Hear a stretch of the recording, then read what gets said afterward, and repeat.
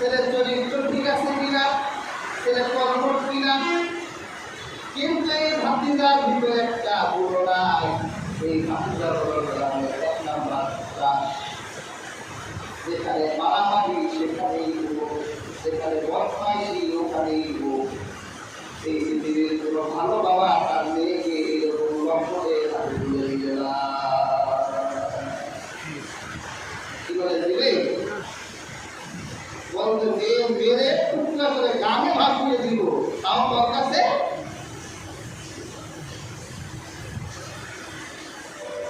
ভাতিজার ইয়ন নাম শক্ত গরম, মাথাটা খারাপ হয়ে গেল। ঠিক আছে চাচা, মেয়ে যখন দিলেন না আপনার 12টা বাজায় নিল, রাতের বেলা চাচাকে ঘর থেকে ডেকে এনে চাচাকে হত্যা করলো। এরপর তো আরেকজনের উপর চাপিয়ে দেওয়ার জন্য পাশের গ্রামে এক ব্যক্তি ঘরের দরজার সামনে চাচাকে চলে আসলো রাতের বেলা। রজনী যখন অতিক্রান্ত হল, আকাশে সূর্য ওঠার আগেই চাচা তখন কান্না ধরে দিল। সারা রাত বাবা ঘরে এলো না, কোথায় গেল? ভাতিজা বলে চিন্তার বিষয়, চাচা আমার প্রয়োজন রাতের বেলা আসলে চাচার গুলি হত্যা করছে। চারদিক খুঁজতে লাগলো, চাচা কোথায়, চাচা কোথায়। সকালবেলা পাশের গ্রামের এক ভদ্রলোকের বাড়িতে আবিষ্কার করলো, তারপরে দুয়ারের সামনে নিজ চাচার লাশ পড়ে আছে।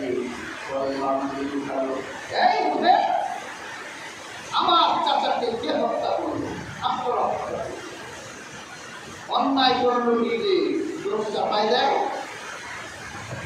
এরকম হয় না? বাস পুরে একজন চাপাই দেয় আরেকজনের উপর, এই পার্টি লোক বাস পুরছে। মানুষ মানে একজন চাপিয়ে দেয় আরেক পার্টির উপর, ওই পার্টির লোকটা মানুষ করে চলেছে।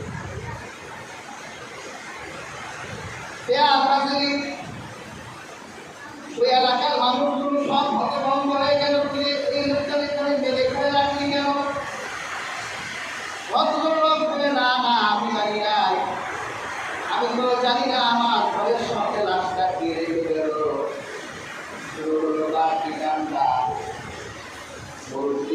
বুদ্ধিমান লোকরা বলল, তোমরা চিন্তা করো না, আমাদের কাছে আল্লাহ আল্লাহ পয়গম্বর মুসা নবীকে পাহাড়ে গিয়ে আল্লাহর সাথে কথা বলে আল্লাহ পয়গম্বর মুসা নবীর কাছে যাও, তিনি তোমাদেরকে যে সিদ্ধান্ত দিলেন তোমরা সেই সিদ্ধান্ত নিয়ে যাও। সবাই বলল ঠিক আছে, বলেন। ভাতিজার ভিতরে কামড় দিয়েছে, আয়না মুসা নবীর কাছে গেলে আমি তো ধরা পড়ে যাব। ভাতিজা বলে না না, মুসা নবীর কাছে যাবো কেন? এই লোকের ঘরের দরকার সামনে লাভ, এই মাস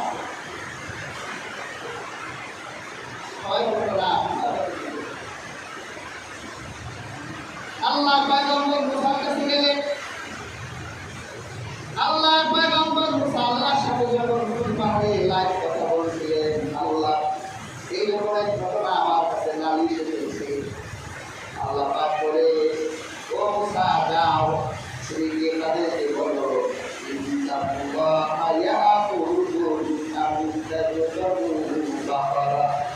আল্লাহ তোমাদেরকে একটা গরু জবাই করতে বলছে। ভাতিজা তো এখন কাটকি টুটকি সব পথে প্রস্তুত, এখন পালিয়ে যাবে। এমন সময় তার কাছে ভরসা রাখত, আল্লাহ হত্যাকারীর নাম বলে দেয়, আল্লাহ বলছে একটা গরু জবাই কর। কি বলেন? এটা কথা হলো? আল্লাহ তো বলিয়ে দিতে পারতেন কে মারছে, এটা কোনো কথা হলো? সবাই বলে মুসা ঠাট্টা করো নাকি আমাদের সাথে? আল্লাহ মুসা আলাইহিস সালাম বলে, ওয়ালা বুরা মিনাল জাহিলিন, আমি তোমাদের মতো অপরাধী থেকে আল্লাহর কথা আসতে চাই। আল্লাহ কল্যাণ রেখেছে, আল্লাহ যা বলে তোমরা তা করো। ভাতিজার তো হাত ছেড়ে বাঁচত, আল্লাহ বাঁচাইছে রে, নামটা বলে। ওরা যে কোনো একটা গরু কিনে জবাই করলে হয়ে যেত। ওরা বলতেছে মুসানবী গরু জবাই করতে বললো, গরুটা কেমন হবে? গরু কেমন হবে? আল্লাহ রাব্বুল আলামিন বলেন, এই গরু এমন হবে, এই গরু বড় হবে না, ছোট হবে না, মাঝারি একটা গরু হবে। আল্লাহ পয়গম্বর মুসা আলাইহিস সালাম বলল, মাঝারি গরু হবে, বড় না, ছোট না। তোমরা প্রশ্ন করার কারণে বিধান কঠিন হলো, তোমরা যে কোনো গরু জবাই করলেই হতো। তোমরা প্রশ্ন করার কারণে গরু এবার বড় হবে না, ছোট হবে না, মাঝারি হবে। ওরা যাওয়ার পথে বললো, মুসা নবী মাঝারি গরুর কথা বললেন, প্রশ্ন হলো না গরুটার রং কেমন হবে, না লাউন না গরুর রং কেমন হবে, এটা তো বললো না। আল্লাহ তাআলা মুসা আলাইহিস সালাম আল্লাহকে বললো, আল্লাহ বললো, বাতারাতু মুসাফা মা কিউল্লাউহা তাসুদুল নাযিরিন। প্রশ্নে যত করবে বিধান কত কঠিন হবে, এমন গরু হবে, গরুর গায়ের রং হবে খুব হলুদ, আর মানুষ দেখলে তাকিয়ে থাকবে। কি বলেন, হলুদ গরু পাওয়া মুশকিল না? তাও হালকা হলুদ হবে না, গাঢ় হলুদ হতে হবে। ওরা বলল, ঠিক আছে মানলাম, কিন্তু এই গরু দিয়ে হাল চাষ করা হয়েছে নাকি হাল চাষ করা হয় নাই, আল্লাহ তো সেটা বললো না। আল্লাহ বলে, ওই গরু দিয়ে হাল চাষ করা হয় নাই, একবারে বিদ্যুৎ হবে, যার গায়ে একটা ত্রুটিও পাওয়া যাবে না।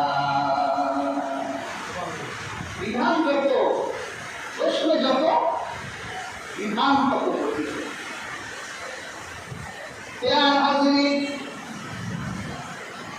যাই হোক, এক পর্যায়ে ওরা বলল, ইনশাআল্লাহু লা মুহতাদিন। এইবার আমরা বুঝতে পারলাম গরুটা কেমন হবে। ইনশাআল্লাহ যদি আল্লাহ চায় তাহলে আমরা এবার বের করতে পারবো। এই যে দেখে আল্লাহ পয়গম্বর মুসা নবীকে বারবার তারা প্রশ্ন করে কষ্ট দিয়েছে, এইবার এই কষ্টের মজা আল্লাহ টের পাবে। সব জায়গায় প্রশ্ন করতে নাই, বেশি প্রশ্ন করতে নাই, প্রশ্ন কম করা গেলিদের কাজ, আর মূলগুলো বেশি প্রশ্ন করে থাকে।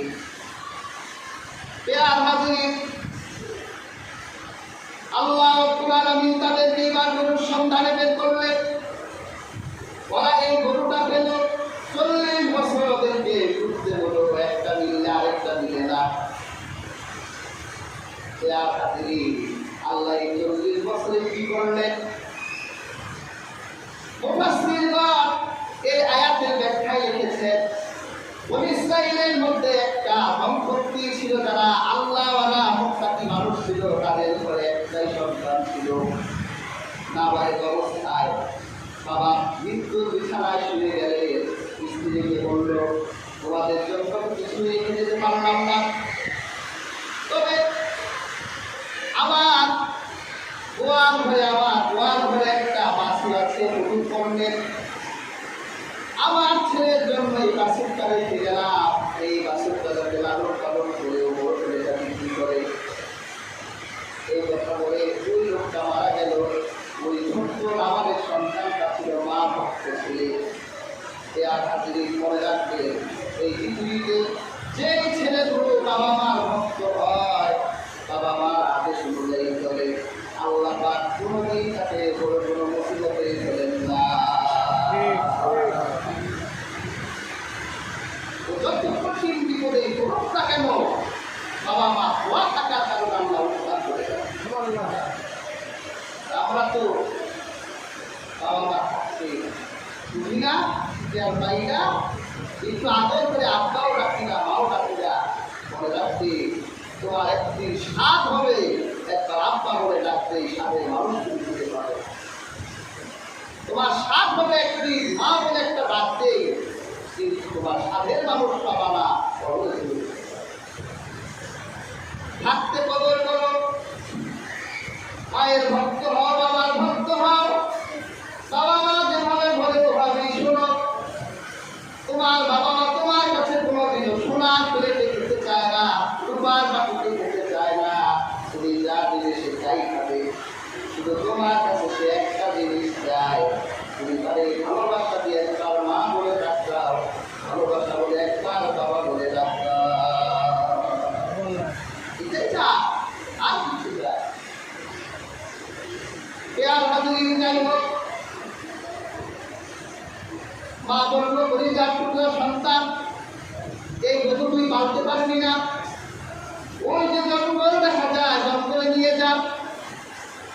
জঙ্গলে গিয়ে বলবি, হে ইব্রাহিম, ইসহাক ইয়াকুবের আল্লাহ, তোমার কাছে এই গরুটা জঙ্গলে রেখে গেলাম,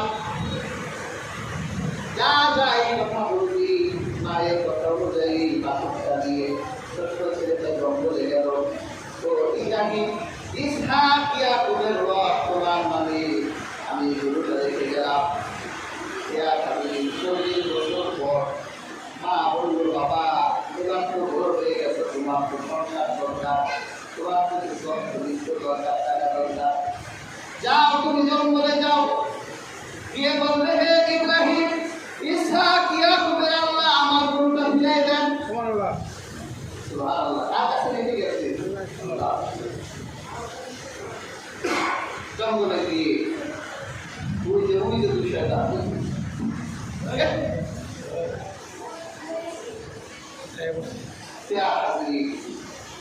জঙ্গলে গিয়ে, হে ইব্রাহিম, ইসহাক ইয়াকুবের আল্লাহ আমার গরু ফিরে যায়।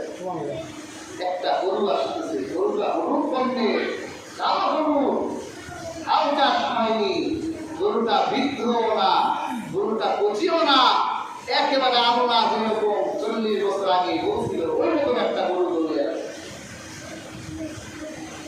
গরুটা এসে ওই ছেলের সামনে দাঁড়িয়ে গেল। আর হাজির তাফসীরে কিতাবে এসেছে, গরু জবান খুলে গেল, ছেলেটাকে বলল, আমার পিঠে উঠো, তোমার বাড়ি পৌঁছাই দিই। গরু কথা বলল। আর হাজির আল্লাহ হাবিব সাল্লাল্লাহু আলাইহি ওয়াসাল্লাম বলেছে, এক ব্যক্তি রাসূলুল্লাহর কাছে এসে এক মুরুদ দিলেন, রাখালে বলিয়া, রাসূলুল্লাহ, আমি যখন আমার পশুগুলো চড়াচ্ছিলাম, এমন সময় একটা বাঘ আসলো আমার পালে খানা দেবার জন্যে। আমি সেই বাঘের হাত থেকে ওই ছাগলগুলো ছিনিয়ে নিলাম। তখন ওই বাঘটা আমাকে মানুষের গন্ধে বলল, আজকে ছিনি বাঁচাই নিয়ে গেলি, কাউকে তুই না থাকলে তুই বাঁচাবে। আল্লাহ রাসূল সাল্লাল্লাহু আলাইহি ওয়াসাল্লাম বলেন, শোনো, আমি তোমার কথা বিশ্বাস করলাম, যদি তুমি আবু বকরকে বলো আবু বকর বিশ্বাস করবে, যদি তুমি ওমরকে বলো ওমর বিশ্বাস করবে। ইয়ার হাসিনি কিয়ামতের আগে এই প্রাণীগুলো মানুষের ভাষায় কথা বলে উঠবে। ওই গরুটা কথা বললো, তুমি আমার পিছনে উঠো। ওই ছেলে বলে, না, আমার মা আমাকে আদেশ করেছে তোমাকে ধরে নিয়ে যেতে, আমি তো তোমার পিছনে উঠতে পারবো না, আমার মাকে আদেশ করে দেবে। গরুটা বলল, শোনো, তুমি তোমার মায়ের কথা শুনেছো বলে আমি তোমার বাধ্য হলাম, আমার যেই দিক ডিরেকশন দিয়ে ওই দিকেই যাব। আর যদি তোমার মায়ের কথা না শুনে আমার দিকে বসতে, তাহলে আমি তোমার কথা শুনতাম না। মায়ের কাছে যাওয়া হলো, মা বললো, যাও বাজারে নিয়ে যাও, বিক্রি করো। না, কত দামে বিক্রি করবো, যাও 5 দিরহাম বিক্রি করো। একটা কথা বাজারে নিয়ে দাঁড়ালো। আল্লাহ পাক মানব রূপে ফেরেশতা পাঠালেন, যাও গরুর দাম হাঁকাও। মানব রূপে ফেরেশতা বলল, গরুর দাম কত? গরুর দাম মা বলতে 5 দিরহাম। না না, তোমাকে আমি 10 দিরহাম দেব। 5 দিরহাম আমরা তাকে কি করতাম? তাড়াতাড়ি দেন, টাকা দেন, বাড়ি দেবো। না না, আমার মা আমাকে 5 দিরহাম বলেছে, যাও তোমার মায়ের কাছে গিয়ে বলো, যদি জোর করবে সে 10 দিরহাম বলেছে। তোরা মায়ের কাছে গেল, মা 10 দিরহাম বলেছিল, যাও বিক্রি করো। যখন দেন 10 দিরহাম দাও, তুমি তোমার মায়ের কাছে যখন দৌড়ে গেলে, তোমার গরুর দাম 20 দিরহাম হয়ে গেছে। বলেন কি, আমার মায়ের কাছে যেতে হবে, মাটি 20 দিরহাম আমাকে হুকুম করে কিনা, যাও মায়ের কাছে যাও, এরকম সে 20 দিরহাম দিবে। মা আবার